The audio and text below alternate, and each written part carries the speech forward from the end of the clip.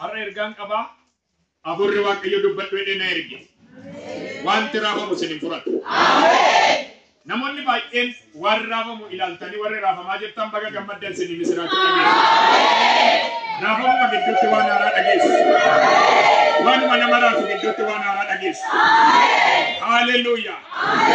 Amala gooftaa keenya Iyesuus Kiristoos gaafa laallu yeroo baay'ee warra raafaman warra waa isaan raasuuf qaqqabuun amala ilma Waaqayyooti.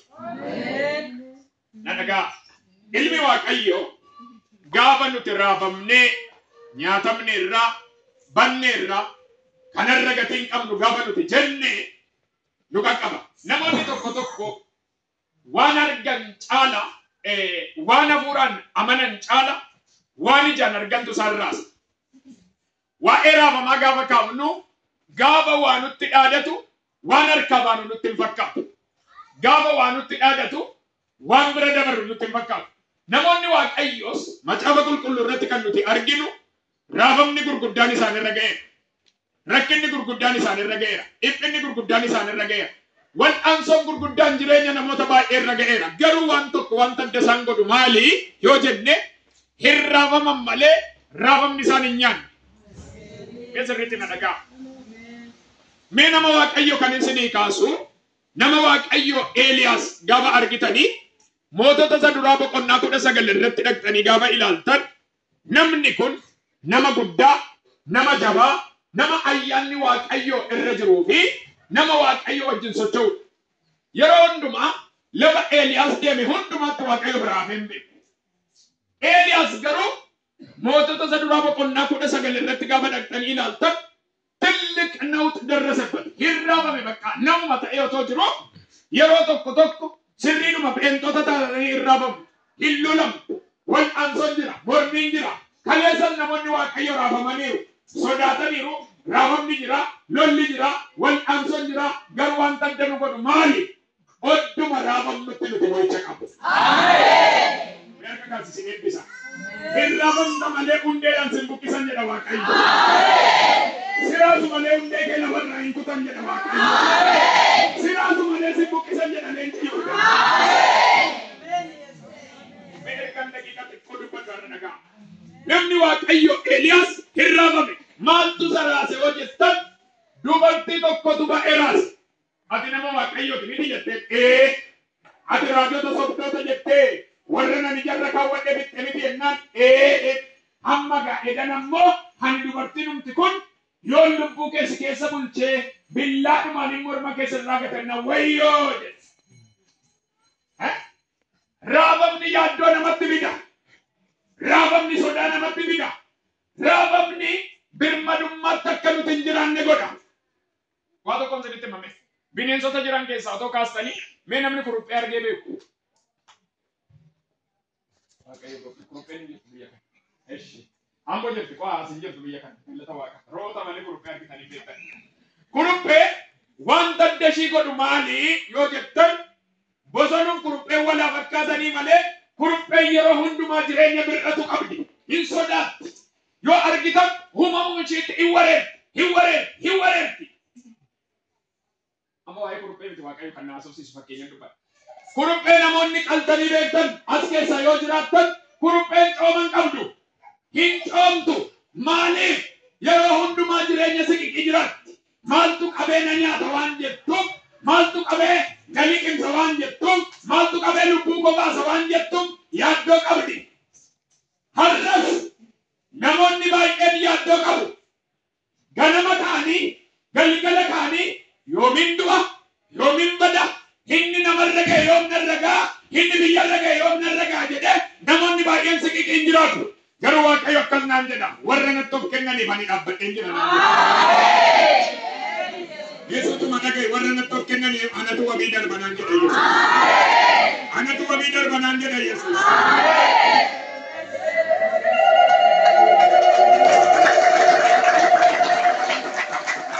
Kana dhaggeeffadhaa. Raafama jechuun akka ittiin bannu miti. Yeroo tokko Waaqayyo qilleensa kaasee nu ilaala. Hin dhaga'ama. Biyyaan dhaga'ama. Eenyutu jedhe? Waaqayyo maal godheef? Dubbadhume yeroo jedhi waaqayyo jedhi siraasee si argisiisa jedhi si qoree si argisiisa jedhi si lolee si argisiisa jedhi namoonni baay'een rakkinni keessa naanna'uu waasinitti hima yeroo raafamtan kanum seexanaa mana namni seexanatu nama qora malee seexanan nama lola malee gaafa diddu kan akka waaqayyo habdii si kutachiisu jiru amma dhuma sittani masilitti dhagayaa kan akka waaqayyo mun jiru si qabe taanaan hamma dhuma ati fixattee eeshi gooftaa koo tolee hamma tiyyattutti harka si kennisiisa. Namoonni tokko jireenyi lolaaf raafamni kan itti dhufe waaqayyoof tole jechuu gaafa isaan dadhabani waaqayyo raafamatti kaasee laal egaa hunkurami jedhee keessa ba'a waan. Waaqayyo nama raasa jedhu. Waaqayyo nama raasa. Saka nan nageessa ditti misirritti waaqayyo si ilaalaa jedheni. Waaqayyo si ilaalaa. Gaafa dididdu jedhi. Waaqayyo raafama sitti kaasa jedhi. Waaqayyo raafama sitti kaasa. Oye kamal macamni qulqulloon dubbata. Mee baasime wangelee Yohaannis Yoonaas boqonnaa 2 Yoonaas raajicha daddafaa baasa. Oye akkatti waaqni raafama sitti kaasuun argina. Akkatti raafama namatti kaasuus qaba. Akkatti raafama namarraa dhaabuus qaba. Nagama. Akkatti raafama namatti kaasuus qaba. Akkaataa raafama namarraa dhaabuus qaba. Ameeni. Argattee raaji. 2 lakkoofsa 5 irraa kaasina dubbisi. Daddafi. Reessa katarii libeetee meessi. Dan dubbisa maqaa Yesuusin akka. Yommus anoo fuula kee duraa gatameera. Deebi'ee mana qulqullummaa kee nan argaa laata. Jedhee nan yaade. Bishaanonni mataa korra yaa'anii lubbuu koof sodaachisan. Tujjumnis na marsee. Marki bishaanii keessaas mataatti na maran. Yommus ani gara iddoo tullootaa gara biyya danqaraan isaa barabaraan anarratti cufameetti gadi nan bu'e. Ati garuu yaa Waaqayyo gooftaa koo boolla gadi fagoo sana keessaa fayyaatti ol labaaf. Yeroo lubbuun koo ana keessatti gaggabdeettis yaa Waaqayyo koo ani si yaadadhe. Kadhanni koos mana kee isa qulqullaa keessatti gara kee anaaf hin dhufe. Ela dhaggeeffadha. Waaqayyo raafama nutti hin kaasu jettanii yeroo hundumaa sammuun hin amanina. Waaqayyo gaafa biyyi didu gaafa sabni didu raafama biyyaa kaasa waaqni. Ela dhaggeeffadha. Iddoo kanatti namni kun raajiidha. Raajii jechuun Yoonaas nama Waaqayyo irraa dhaga'uudha. Nama sabatti ergaa dubbatudha. Garuu raafamni itti ka'e. Maal ta'eetu yoo jettan Waaqayyo laddoon si erga dhaqeennaani lakki iddoo yaada koon dhaqe. Namoonni baay'een kan sirraafamtan iddoo yaada mataa keessanii gaafa ooltan. Iddoo karoora mataa keessanii gaafa ooltan. Nama gammachiisu jettanii yaada Waaqayyoo dhiistanii yaada namaa keessa gaafa ooltan. Nagaan qabdan. Hennaa nyaattan nagaan qabdan. Hennaa uffattan nagaan qabdan. Hennaa baatan nagaan qabdan. Hennaa galtan nagaan qabdan. Garuu meekottu wangeelaawwi meenarraa ifadhu ifachuu dhiisi wangeelaawwiin harka dhiise maal warma miila namarra kaa'e falan qabu inni kun falla qaba garuu sittan hima booda sirriitti ittan deema namoonni tokko tajaajiltoota kan beelessitanii isinitti himu dhibee ofii qabdan kan tajaajilaan dubbatee baasuu hin dandeenye ofii baasuu waan dandeessan qabdu mana keessa katta jedhiin nama sibiraati mana keessa katta jedhaani golli kee maal fakkaata jedhaani jireenya tijjiraattu maal fakkaata jedhaani meesanitti na dhagaa namni kuni raajiin kun nama tokkottu waan jenne raafamni galaana irratti itti kaanaani markabni isaanii boqonnaa tokko asiif achi raafamnaani namichi laxxedhe rafe namni gaafa waaqarraa achi jedhu ribatti buusa nagama tokko galata waaqa 12 rafaa 12 maali saatii sadiinuu nama kaasa kaa'imee yoo jettaniin hin dammaqu tokko irriba du'aa sinirraa kaasu waaqayyo ameen mee oluma jedha harka kaasaa harkuma ol qaba irriba du'aa biyya kanarraa haa kaasu waaqayyo ameen ameen lolli seexanaa inni jalqaba akka raafama keessa turtu kan inni si godhu irribatti buusa nama ameen mee warra jilbeeffatanii irriba raftan natti agarsiisaa dhugaadhuma waaqaati mee natti agarsiisa warri jilbeeffatanii nan kan daddattanii daqiiquma tokko warra irribni sinitti dhufu harka ol kaasaa jettanii maal waaqayyoo natti hima alaa natti hima mee warri jilbeeffatanii raftan waa warri Mana wala dubata sirri.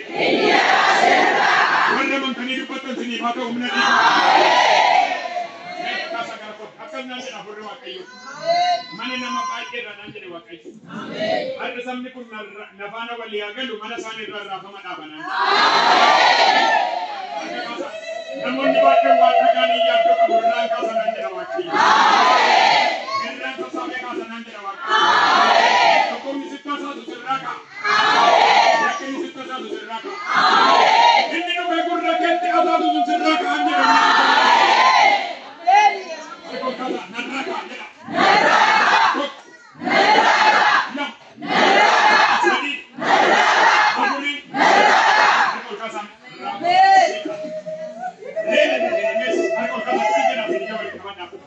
Lela isini sakate kan ko dum era bana mbaw jetti kan mani wan ba kenar kadi kan ambo de mal jira tittu kanesera in chala nam mana narga otuman lannabo sagale wa kiyo akken na wara no narga hakka de am setan itti tubera aljara se sagale tokko ma narga akani humna rattare sa humna ne rattare patte jeda kan ambo de bana katti dishi kutamale e satti jiratti narga irratti ada isini sakate ishinis malan jira da jirenya malan jira bana ko kala kai botto tollal le bunna ga mura bot sarani yus sarani ina bot sarani yus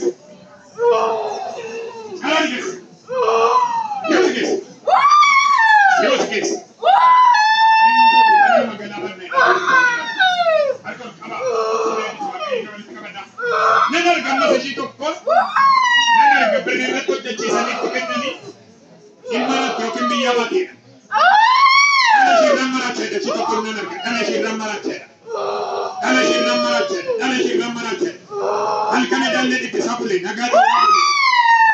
Abdu. I giovani si chiamano nenar che ci canna caddera, arci retto di ci salito, dale ci rammaracce ne dedo. La pedo kubida bishigo ne dedo la pedo kubsina biyaba amna imarachi ne do alkan reban kabdu namne ko ermi faso magara shin ko alkan guto kana ma macca ta abul daima kabdi akana ma macca ta abulti kanna madi uke sabak adu uko ti barane jetti epena gudda dipat mallati ma burrikul kullu kam brammo nate finasu guddana kanarra kase atisin du tay etu ya de shittasa inde pesa Ijawal kabadan cara nama kok lama sadi saja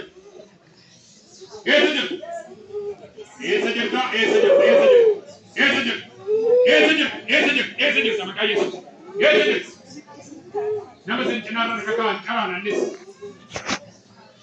akad saja setan biya basa nanajje saja alkan riban kau namni kuni kerem ne rawate kari kilo alkan rabada Erem nerrabade ko nitende alkan ko erem nerrabade ko nagang ko depat bokonna shidowa siwaranira dalma abdu bana yo wali galtu dalma abdu bana le wali galtu kan gone goda sai lamma nama simbrara takati taranam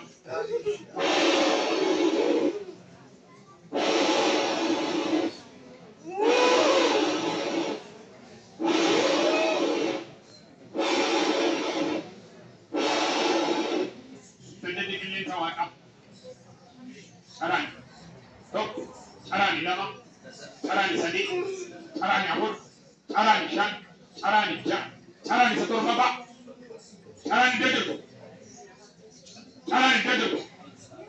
sarani, umera erosi, sarani yedi, sarani, dai, nanti kau lihat, sarani, sarani,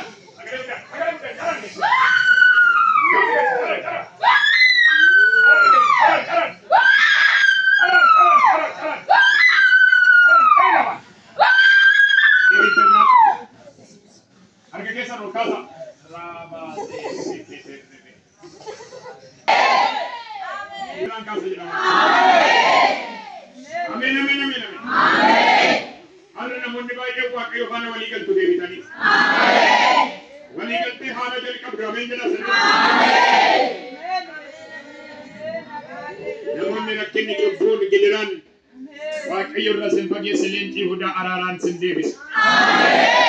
Akka keessan sochoosa araarri naa ta'a jedha. Araarri naa ta'eera jedha.